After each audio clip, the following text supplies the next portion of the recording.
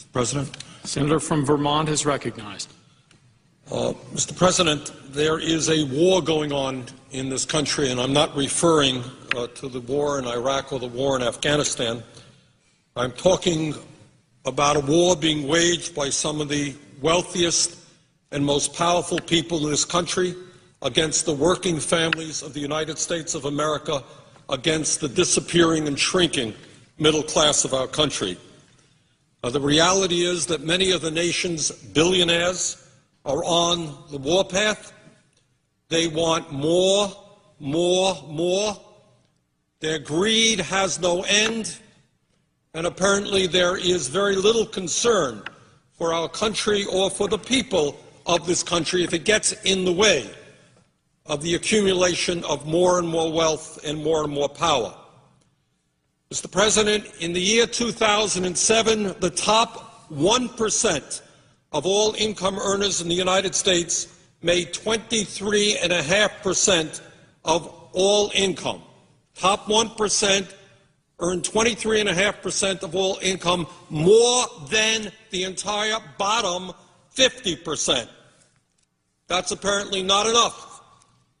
The percentage of income going to the top 1% nearly tripled since the 1970s. In the mid-1970s, the top 1% earned about 8% of all income. In the 1980s, that figure jumped to 14%. In the late 1990s, that 1% earned about 19%. And today, as the middle class collapses, top 1% earns 23.5% of all income, more than the bottom 50%. Today, if you can believe it, the top 1/10 of 1% earns about 12 cents of every dollar earned in America. So we talk about a lot of things on the floor of the Senate, but somehow we forget to talk about the reality of who is winning in this economy and who is losing. And it is very clear to anyone who spends 2 minutes studying the issue that the people on top are doing extraordinarily well at the same time as the middle class is collapsing and poverty is increasing. Mr. President, if you can believe this, many people out there are angry. They're wondering what's happening to their own income, to their lives, to the lives of their kids. Since between 1980 and 2005, 80% of all new income created in this country went to the top 1%. 80% of all new income. And that's why people are wondering and asking, what's going on in my life? How come I'm working longer hours for lower wages? How come I'm worrying about whether my kids will have as good a standard of living as I've had? From 1980 to 2005, 80% of all income went to the top 1%. Today, the Wall Street executives, the crooks on Wall Street, whose actions resulted in the severe recession that we are in right now, the people whose actions, illegal actions, reckless actions, have resulted in millions of Americans losing their jobs, their homes, their savings. Guess what? After we bail them out, the CEOs today are now earning more money than they did before the bailout. Mr. President, while the middle class in this country collapses and the rich become much richer, the United States now has by far the most unequal distribution of income and wealth of any major country on earth. When we were in school, we used to read the textbooks which talked about the banana republics in Latin America. We used to read the books about countries in which a handful of people owned and controlled most of the wealth of those countries. Well, guess what? That's exactly what is happening in the United States today. Mr. President, the wealthiest people in this country, not all of them, by the way, not all of them. There are many wealthy people in this country who understand and are proud to be Americans, who understand that one of the things that's important is that all of us do well. But there are, on the other hand, many others whose apparently only concern is more and more wealth and more power for themselves. And this is an issue, this greed is an issue that we have got to deal with. Now, in the midst of all of this, growing income and wealth inequality in this country, we are now faced with the issue of what we do with the Bush tax cuts of 2001 and 2003. And if you can believe it, we have people here, many of my Republican colleagues, who tell us, oh, I am so concerned about our record-breaking deficit. I am terribly concerned about a $13.7 trillion national debt, terribly concerned about the debt that we're going to be leaving to our kids and our grandchildren. But wait a minute, it's very important that we give over a 10-year period $700 billion in tax breaks to the top 2%. Oh, yeah, we're concerned about the debt, we're concerned about the deficit, but we are more concerned that millionaires, people who earn at least $1 million a year or more, get on average $100,000 a year in tax breaks. So you got a $13.7 trillion national debt growing. You've got growing income inequality, top 1% earning more income than the bottom 50%. But the highest priority of many of my Republican colleagues is to make sure that millionaires and billionaires get more tax breaks. I think that that is absurd. But it is not only income tax rates that we're dealing with. It is the estate tax as well. And let's be clear, while some of my friends want to eliminate completely the estate tax, which has been in existence in this country since 1916, let us be clear that every nickel of benefit, all of those benefits, will go to the top 0.3%. And if we did, as some of my friends would like, eliminate the estate tax completely, it would cost us $1 trillion in revenue over a 10-year period, all of the benefits going to the top 0.3%. So I am sure that in a little while my friends are going to come down to the floor and say, we're very concerned about the deficit, we're very concerned about the national debt, but you know what we're more concerned about? Giving huge tax breaks to the wealthiest people in this country.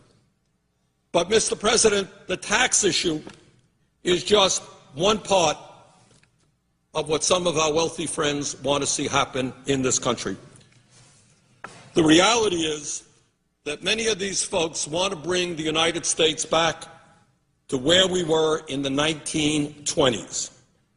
And they want to do their best to eliminate all traces of social legislation which working families fought tooth and nail to develop to bring a modicum of stability and security to their lives. There are people out there, not all, but there are some who want to privatize or completely eliminate Social Security. They want to privatize or cut back substantially on Medicare. Yeah, if you're 75 years of age and you have no money, good luck to you getting your health insurance at an affordable cost from a private insurance company. I am just sure there are all kinds of private insurance companies out there just delighted to take care of low-income seniors who are struggling with cancer or another disease. Mr. President, furthermore, there are corporate leaders out there and many members of Congress who not only want to continue, they want to expand our disastrous trade policies. My wife and I went shopping the other day, started our Christmas shopping. And we looked and virtually every product that was out there in the store, consumer products, was China, China, and China. We seem to be a country in which we have a 51st state named China, which is producing virtually all of the products that we as Americans consume. Our trade policy has resulted in the loss of millions of good-paying jobs as large corporations and CEOs have said, why do I want to reinvest in America when I can go to countries where people are paid 50 cents, 75 cents an hour? That's what I'm going to do, to heck with the working people of this country. So not only are we saddled with this disastrous trade policy? There are people who actually want to expand it. Now, one of the things that we're going to see going on is that while we struggle with a record-breaking deficit and a large national debt caused by the wars in Iraq and Afghanistan, caused by tax breaks for the wealthy, caused by an unpaid-for Medicare Part D prescription drug program, caused by the Wall Street bailout, driving up the deficit, driving up the national debt. That some people can say, oh, my goodness, we got all of those expenses, and then we got to give tax breaks to millionaires and billionaires, but we want to balance the budget. Gee, how are we going to do that? Well, obviously, we know how they're going to do that. We're going to cut back on health care. We're going to cut back on education. We're going to cut back on child care. We're going to cut back on Pell programs. We just don't have enough money for working families and their needs. We're going to cut back on food stamps. We're surely not going to expand unemployment compensation. We got a higher priority, Mr. President. We have got to give tax breaks to billionaires. I mean, that's what this whole place is about, isn't it? They fund the campaigns. They get what's due them. Mr. President, amazingly enough, we have our friends on Wall Street, the CEOs of the large financial institutions.